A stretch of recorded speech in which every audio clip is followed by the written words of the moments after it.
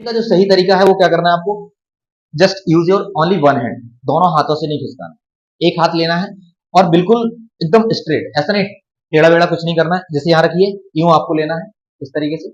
अब इसके बाद नेक्स्ट क्या होगा, हमको बैठना है। अब बैठने के तरीका जो है, हम लोग इस तरीके से बैठे, अब इसको भी अपन को आगे ले जाना है, तो इसको दोनों हाथों से पकड़ के आपको आगे लेके, ठीक है। अब ये आपका पोजीशन होगा। अब नेक्स्ट स्टेप क्या आता है कि आपको बैठना कैसे है, ध्यान लिसन केयरफुली, ठीक है। आपका जो बैक का पोर्शन है, पोजीशन है, वो एकदम स्ट्रेट होना चाहिए, क्लियर। यानी कि ये आपका पूरा यहाँ से एक 90 डिग्री एंगल ये बनना चाहिए। आपके जो पैरों का पोजीशन होना चाहिए वो भी आपका कैसा होना चाहिए, 90 डिग्री, क्लियर। यानी कि आपका ना इस तरीके से होना चाहिए बिल्कुल। और बॉयज अगर हैं तो आपका इस तरीके से गैप होना चाहिए बॉयज के लिए, क्लियर। ये आपका थोड़ा सा, आपके हाथ कहाँ होंगे, यहाँ।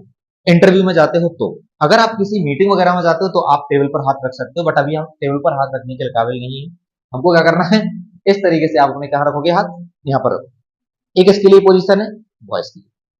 अगर हम गर्ल्स की बात करें तो गर्ल्स के लिए क्या करना है, ये जो पैर है ना एकदम ज्वाइंट होते हैं, और आपके हैंड कहाँ रहेंगे, यहाँ पर रहेंगे।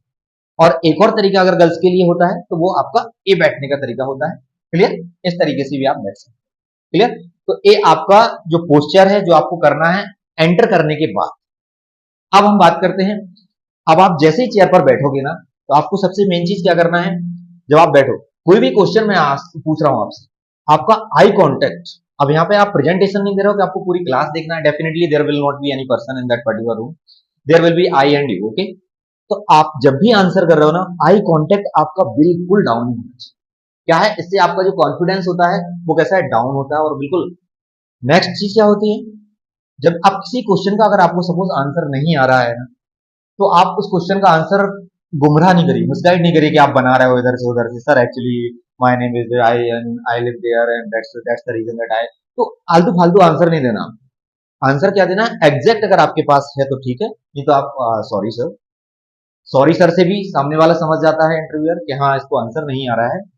तो जब वो नेक्स्ट क्वेश्चन पूछे, इंटरव्यू में हमेशा एक चीज देखी जाती है कि आप कितने क्वेश्चंस का आंसर दे रहे हो